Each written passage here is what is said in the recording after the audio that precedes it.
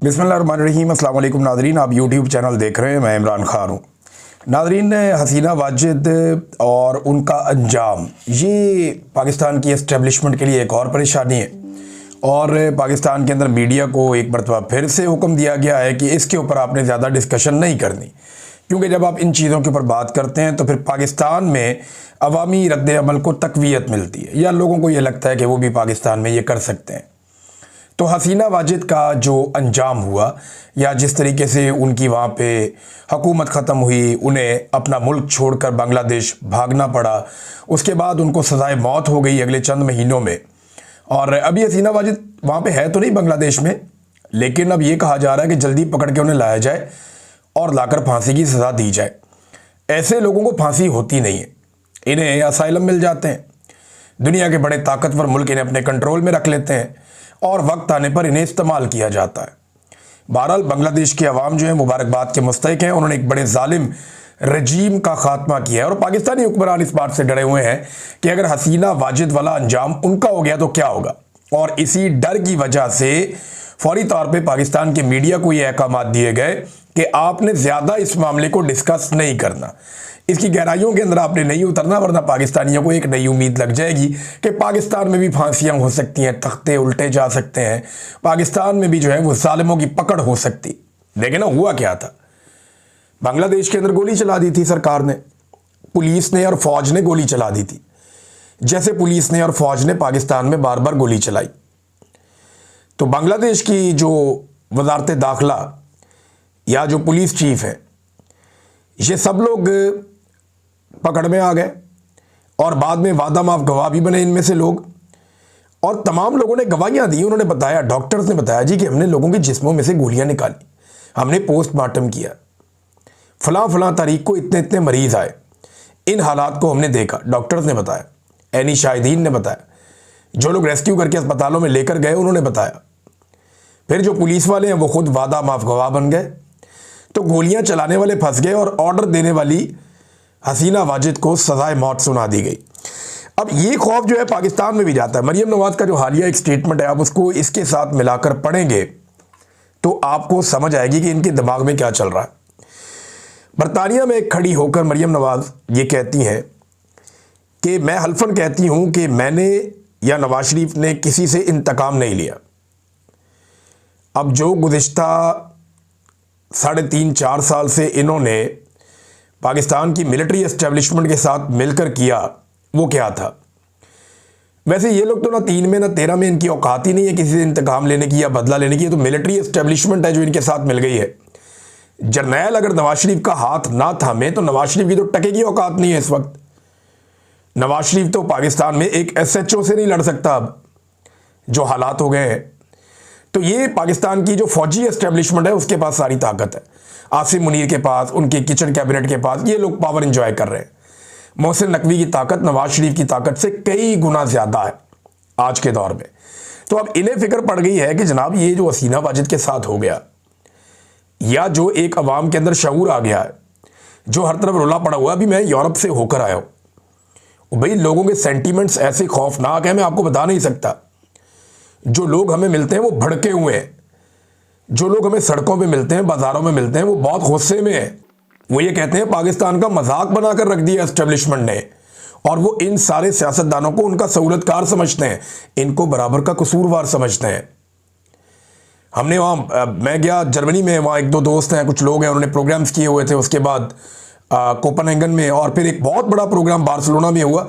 मैं जितने लोग वहाँ तशरीफ़ लाए उनका शुक्रिया अदा करना चाहता हूँ। बहुत सारे लोग वो अंदर नहीं आ पाए क्योंकि वो सारा हॉल भर गया था, लोग कुर्सियों पे छोड़कर सीढ़ियों पे बैठे हुए थे।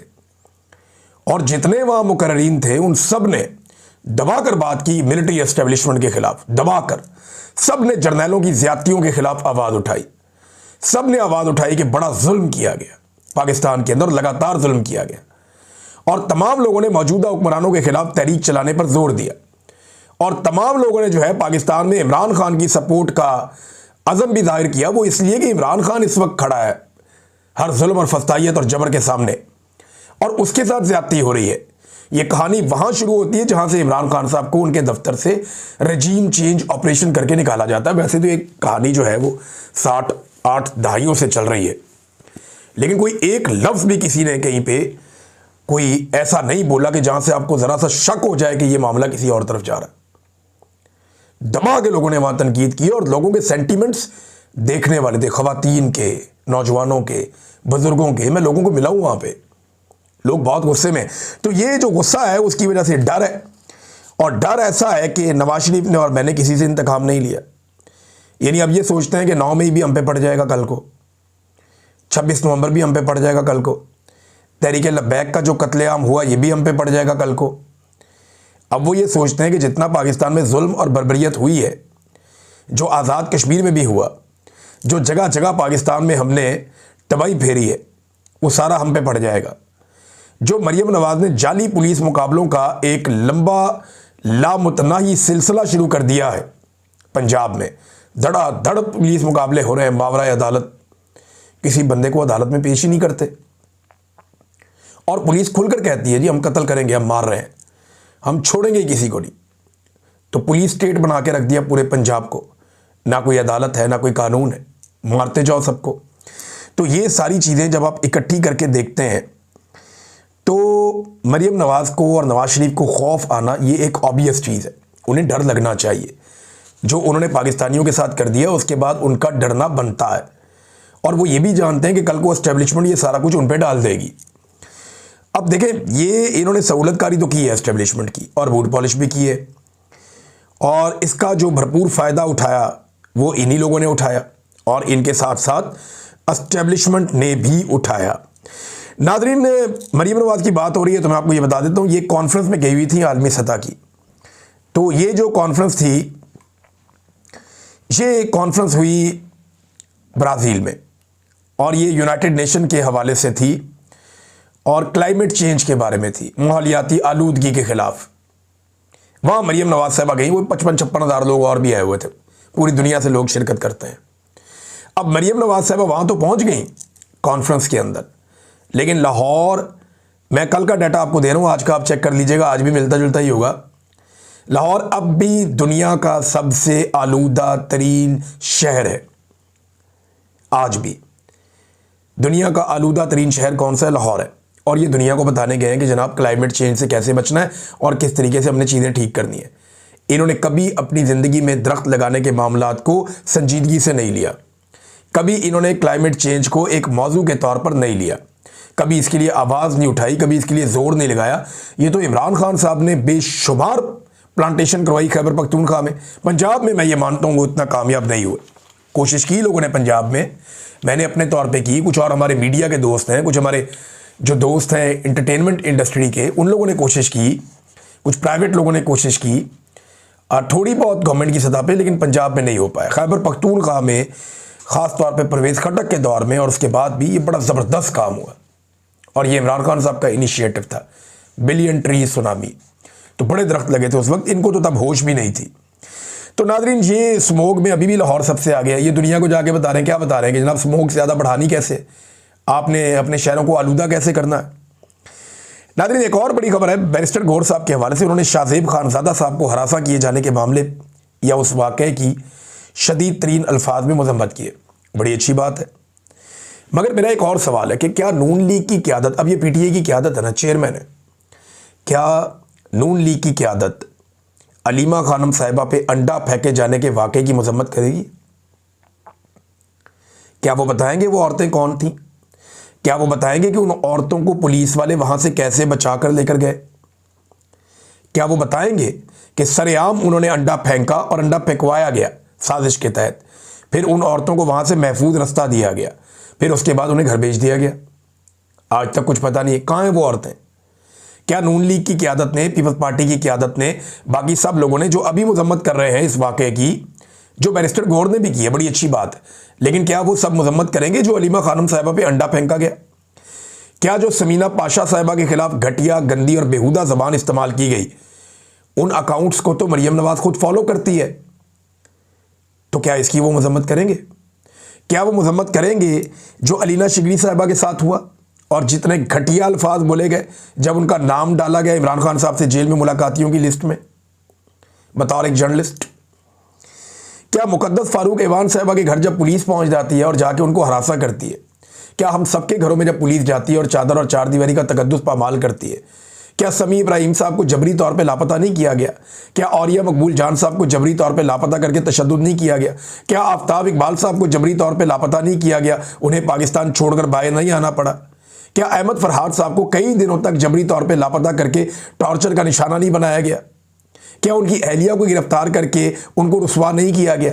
क्या साबिक वजीर आजम की अहलिया पर इद्दत जैसा घटिया केस बनाकर उनकी पगड़ी नहीं उछाली गई? तो अगर आपने एक पैमाना इज्जत का रखना है तो वो सबके लिए होगा। ये नहीं होगा कि एक तरफ आप कुछ और कहें और एक तरफ आप कुछ और कहें। मैं हर उस वाक़े की मजम्मत करता हूं जहां पे फैमिली की मौजूदगी में किसी को हरासा किया जाए। हम भी अपनी फैमिलीज के साथ बाहर निकलते हैं, वुल्नरेबल होते हैं। कोई वाक़या हो सकता है, मुझ पीरजादा के साथ हो सकता है, मेरे साथ हो सकता है, साबिर भाई के साथ हो सकता है, कोई शरारत कर सकता है, कोई चालाकी या होशियारी कर सकता है। लेकिन अगर आपने पैमाना रखना है तो सबके लिए एक जैसा रखना है। अलीमा खानम साहिबा पे भी ज्यादती हुई थी, जुल्म हुआ था, उनके साथ भी जो हुआ। शहीद अरशद शरीफ की अहलिया के ऊपर किसने कीचड़ उछाला था, जरा ये भी पता करके आप बता दें, आपको पता चल जाएगा। उनकी फैमिली के ऊपर कीचड़ उछाला गया, एक शहीद की फैमिली के ऊपर। खवातीन को सड़कों पे यहां घसीटा गया। तो वहां पे भी कंडेम किया जाए, वहां पे भी जो है मजम्मत की जाए इन सारे वाकयात की। आसमा शरादी साहिबा ने माजी में एक कॉलम लिखा था इमरान खान साहब के दौरे हुकूमत में। ये एक तजाद आ गया, मैं चाहता हूँ मैं इसको रिपोर्ट करूँ और इसकी ऊपर एहतियात करनी चाहिए। देखिए, उन्होंने एक कॉलम लिखा था माजी में, और जब उनसे उस वक्त सवालात पूछे गए थे और उनके साथ आलिया हमजा साहिबा बैठी थी आसमा शरादी साहिबा के साथ, तो उन्होंने कहा था जी मैंने कहाँ नाम लिया बुशरा बीबी का। यानी वो एक तरह के डिनाइल में चली गई। उन्होंने कहा जी मैंने तो एक कॉलम लिखा है जादू टूने के ऊपर, मैंने तो बुशरा बीबी का नाम ही नहीं लिया। लेकिन अब जब बुशरा तस्कीन साहिबा ने इकोनॉमिस्ट के डिजिटल प्लेटफॉर्म 1843 के ऊपर एक कॉलम लिखा बुशरा बीबी के हवाले से, तो वही आसमा शरादी साहिबा उसको ओन कर लिया उन्होंने कि मैंने भी ये काम किया था। एक वक्त था उन्होंने कहा मैंने बुशरा बीबी के बारे में कहीं नाम नहीं लिया, अब वो कह रही है जी मैंने उन्हीं के बारे में कॉलम लिखा था। ये एक तजाद है, और क्योंकि उस वक्त वो लोग हुकूमत में थे तो शायद इस बात का भी खदशा होता है। आज वो अपोजिशन में है, बुशरा बीबी जेल में बंद है, तो कोई भी उनके ऊपर हमला आवर हो सकता है, उन्हें मार सकता है। तो यहाँ जो कमज़ोर है, जो दबा हुआ पिसा हुआ, उसको मारना बहुत आसान होता है। नाज़रीन, मैं ख्वाजा आसिफ का एक ट्वीट पढ़ के हैरान हो रहा था। ख्वाजा आसिफ ने कहा कि आज़ाद कश्मीर की क्या सियासत है। कल तक जो वज़ीर आज़म की काबीना में रुकन था वो उसके खिलाफ तहरीक अदम एतमाद में वोट देता है और ख़ुद वज़ीर आज़म बन जाता है। अदम एतमाद एक शख्स के खिलाफ नहीं, हुकूमत काबीना के खिलाफ बनता है। इक़्तिदार की म्यूज़िकल चेयर ने सियासतदानों के ज़मीर मुर्दा कर दिया। एक तो ये गंद सारा आपने मारा आज़ाद कश्मीर में, वहाँ पे एजेंसियों के साथ मिलकर, और आपके हाथ से गेम निकल गया।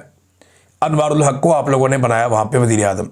इमरान खान साहब की हुकूमत का वहाँ वाली का रजीम चेंज अदालत के ज़रिए से आप लोगों ने किया। ख्वाजा साहब, ये घटियापन भी आप लोगों की जमात ने और आप लोगों ने मिलकर एस्टेब्लिशमेंट के साथ किया। और आपके मुँह से तो एथिक्स की बात अच्छी नहीं लगती। आप तो गुज़िश्ता तीनों इंतखाबात MNA के हार गए। एक दफ़ा आप उस्मान डार से हार गए, दोबारा फिर आप उससे हार गए, तीसरी दफ़ा आप उसकी वालदा से इलेक्शन हार गए, और तीनों मरतबा आपने, एक मरतबा जनरल बाजवा से आपने खुद बताया कि आपने व्हाट्सएप पे बात की जनरल बाजवा से, और बात करने के बाद आपने सीट ली। इस मरतबा पाकिस्तान का सारा मीडिया गवाह है कि आप बुरी तरह इलेक्शन एक बड़े मार्जिन से हार गए थे। 99% रिजल्ट आ गया था, लेकिन भी जनरल आसिम मुनीर साहब की इंतजामिया ने आपको फॉर्म 47 जारी करवा दिया, और आप एस्टेब्लिशमेंट की मदद से एक मरतबा फिर डील करते हुए इक़्तिदार में आ गए। तो ख्वाजा साहब, ये आपकी टोटल कहानी है। आप कैसे एथिक्स की बात कर सकते हैं? एक खातून पे तशद्दुद करवा के, उसके बच्चों को बार बार अगवा करवा के, गिरफ्तार करवा के, पूरे खानदान को जलील और रुसवा करके, हजारों कारकुनों को जेलों में डालकर, फिर भी आप इलेक्शन हारने के बावजूद जाली फॉर्म 47 लेकर आए। आपके मुंह से जेब नहीं देती ये बात। या तो आप कहते ना, नवाज शरीफ साहब भी कहते कि मैं इलेक्शन हार गया हूं, मैं अब बाहर बैठूंगा, लेकिन आपको इक़्तिदार में आने का भी शौक था। नाज़रीन, पब्लिक अकाउंट्स कमेटी में एक इंकशाफ हुआ, वो ये है, और ये सरकारी इंकशाफ है। इंकशाफ ये है कि शुगर माफिया हाल ही में मजीद 200 अरब रुपए का कौम को चूना लगा चुका है। ये अभी हाल ही में, और अभी मजीद चूना वो लगा रहे हैं किसानों को।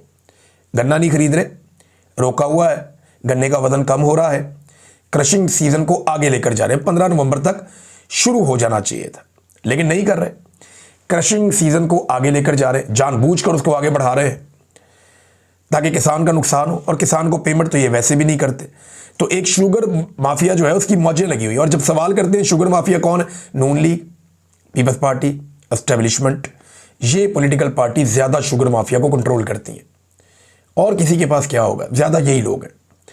और इनके बड़े बड़े खानदानों के पास, जरदारी फैमिली के पास, शरीफ फैमिली के पास, इनके पास शुगर मिले और ये धड़ाधड़, ये पूरे साल में 1.5-2 माह काम करते हैं, पूरा साल पैसा कमाते हैं। और इतना पैसा कमाते हैं कि इनका पैसा पूरा साल अंडे और बच्चे देता है, इतना ये पैसा कमाते हैं। तो ये जब दिल करता है कौम को 100, 200, 400 करोड़ का, बल्कि इतने अरब का, 100, 200, 400 अरब का जब दिल करता है कौम को, ये चूना लगा देते हैं। नादरीन, एक और खबर है, इंडिया और पाकिस्तान, ये बड़े पैमाने पर, और ये खबरें अब छप रही हैं आलमी सतह पे, इंडिया और पाकिस्तान बड़े पैमाने पर पैसा खर्च कर रहे हैं अमेरिका में, और ये लॉबिंग फर्म्स हायर कर रहे हैं। और बाज़ जगहों पे इंडिया की जानिब से किसी ने और पाकिस्तान की जानिब से एक ही फर्म को हायर करके ट्रंप से ताल्लुकात बनाने पे लगाया हुआ कि हमारे ट्रंप के साथ बेहतरीन ताल्लुकात होने चाहिए। इंडिया और पाकिस्तान की टसल की वजह से अमेरिका में लॉबिंग फर्म्स का धंधा ठीक चल रहा है और उनकी मौजें लगी हुई हैं। अब वहाँ पे डोनाल्ड ट्रंप को कंट्रोल करने के लिए या उसकी नज़रों में अच्छा बनने के लिए ये पैसा खर्च कर रहे हैं। अब एक रिपोर्ट आई है फर्स्ट पोस्ट, उसमें दावा किया गया कि पाकिस्तान ने 3 गुना पैसा खर्च किया इंडिया के मुकाबले में वॉशिंगटन में लॉबिंग करने के लिए। अंदाज़ा करें, कौम का पैसा है, आम पाकिस्तानियों का पैसा है।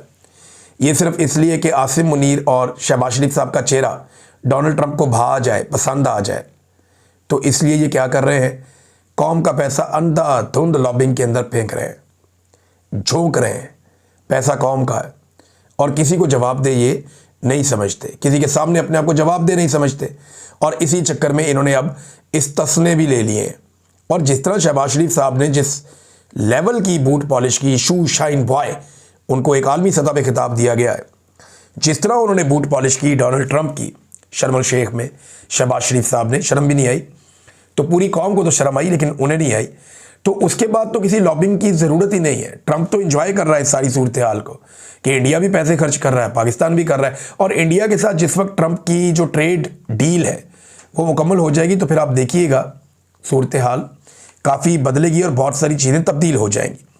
नाज़रीन, तहरीक लब्बैक की हवाले से खबर है और उन्होंने एक बयान जारी किया तर्जुमान ने। उन्होंने कहा कि मुल्क अजीज़ पाकिस्तान के अंदरूनी मामलात पर तबसरा करते हुए कहा कि नाजायज़ हुकूमत अपोजिशन लीडर पर दबाव डालने के लिए उनकी घरेलू खवातीन तक को फस्तायत का निशाना बना रही है। साद रिजवी की खवातीन और बहनों और अहलिया, उनके बारे में बताया गया, उनको गिरफ्तार कर लिया जाता है। एक जेल में कैद खवातीन की किरदार कुशी की जाती है। अब बुशरा बीबी का तस्करा कर रहे हैं।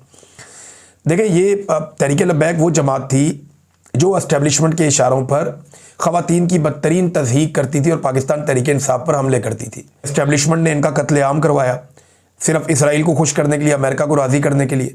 तो वो जो कत्लेआम हुआ उसके बाद जो तहरीक लब्बैक है उसका मौक़िफ़ तब्दील हुआ और अब वो भी हकीकत पसंदी का सामना कर रहे हैं। और अब वो भी बता रहे हैं कि जनाब जुल्म और जुल्म ही होता है, खवातीन जो है उनकी इज़्ज़त सांझी होती है। जो आप किसी और जमात के साथ कर रहे हैं हमारे साथ भी वही हो गया। तो अच्छी बात यह है कि तहरीक लब्बैक की आवाज़ें भी अब उठना शुरू हुई जुल्म के ख़िलाफ़। लेकिन तहरीक लब्बैक के हवाले से बहुत सारे खदशात बहुत सारे लोगों के दुरुस्त भी हैं।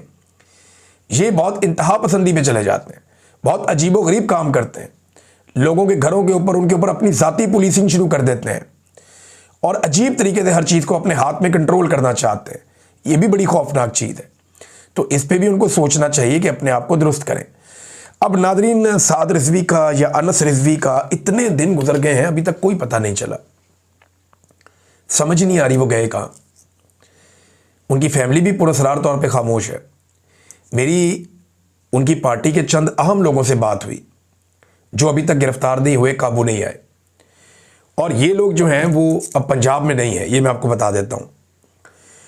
उनका ये कहना है कि हमें भी नहीं पता कि साद रिजवी और अनस रिजवी कहाँ हैं और हमारा भी उनसे रब्ता नहीं हुआ। शुबा उन्हें भी यही है कि पाकिस्तान की इंटेलिजेंस एजेंसियों की कैद में है वो दोनों भाई। शुबा उनका भी यही है और बहुत मुमकिन है कि उनकी फैमिली को यह बता दिया गया हो या उनसे रब्ता करवा दिया गया हो और अभी चीज़ों के ठीक होने का शायद इंतज़ार किया जा रहा है कि बाहर मामला ठीक हो जाए, उसके बाद साद रिजवी को या अनस रिजवी को जो भी मौजूद है या जिस हालत में भी है उन्हें फिर सामने लाया जाए। लेकिन अभी तक जो है वो कोई उनका पता नहीं चल रहा। और ये बड़ी अजीब बात है कि पंजाब में सबसे ज़्यादा तीसरे नंबर पे वोट लेने वाली जमात, उसके दोनों लीडर गायब हो गए, कुछ पता ही नहीं दुनिया को कि वो किधर गए। ये पाकिस्तान के अंदर इस वक्त हालात हैं। अब तक इतना ही, अपना ख्याल रखिएगा, अपने इस चैनल का भी। अल्लाह हाफ़िज़।